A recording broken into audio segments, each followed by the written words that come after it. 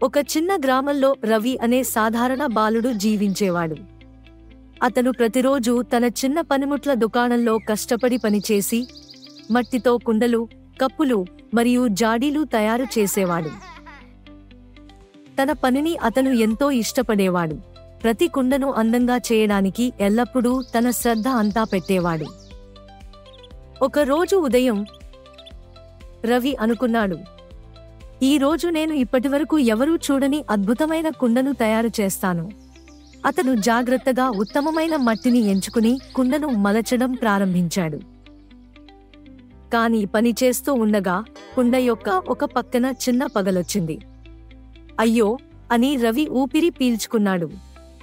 ఈ కుండ సరైనది కాదు. అతను దానిని పక్కన పెట్టి మరొకదాన్ని మొదలెట్టాడు. ఈసారి ఆకారం బాగానే వచ్చింది, కానీ చేతి పట్టి కొంచెం వంకరగా బయటకు వచ్చింది. ఇది సరైనది కాదు అని రవి నిరాశగా అన్నాడు. రోజంతా రవి చాలా కుండలు చేశాడు, కానీ ప్రతి ఒక్కదానిలోనూ ఒక చిన్న లోపం ఉండేది. ఎక్కడైనా ఒక గుంత లేదా కొంచెం వక్రంగా ఉన్న అంచు. సాయంత్రం అయ్యేసరికి అతను అలసిపోయి నిరుత్సాహంగా ఉన్నాడు. అప్పుడే ఒక వృద్ధ మహిళ అతని పనిముట్ల దుకాణానికి వచ్చింది.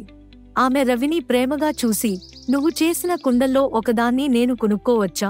నా పాత కుండ పగిలిపోయింది అంది. రవి షెల్ఫ్ చూపించి అన్నాడు, మీకు నచ్చినదాన్ని తీసుకోండి, కానీ అవి పర్ఫెక్ట్గా లేవు.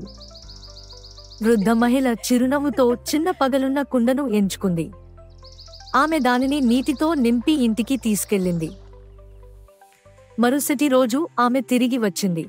ఆమె కళ్లలో ఆనందం మెరిసింది. రవి, నీకు తెలుసా, నేను ఈ కుండలో నీళ్లు తీసుకెళ్తున్న ప్రతిసారి కొన్ని చుక్కలు పగుల ద్వారా బయటకు వస్తాయి. అవి నా దారిలో ఉన్న పూలకు నీళ్లు పోస్తాయి. నీ అపరిపూర్ణ కుండకు ధన్యవాదాలు. ఇప్పుడు నా దారి పూలతో నిండిపోయింది. రవి ఆశ్చర్యపోయాడు, కానీ మనసు తాకింది. అతను అర్థం చేసుకున్నాడు, అపరిపూర్ణమైనది ప్రపంచానికి ఆనందం, మంచితనం తెచ్చిపెట్టగలదు.